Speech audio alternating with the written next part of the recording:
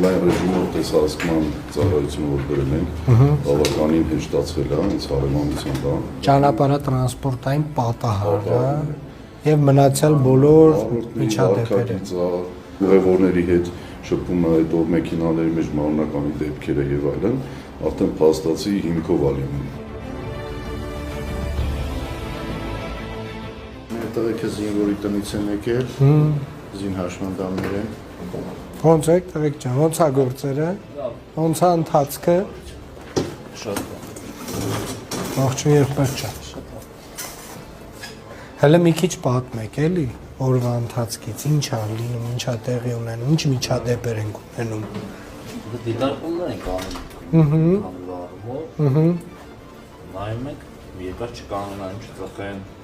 Այստեղ երկու ծրագիր է, մեկը վիալուն ծրագիր է, որը ոնց որ Yandex-ը ցույց է տալի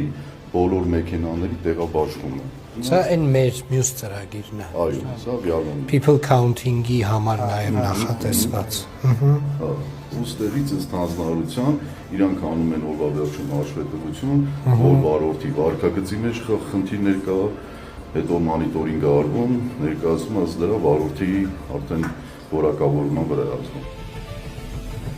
Վերահսկողության տեսանկյունից շատ կարևոր է,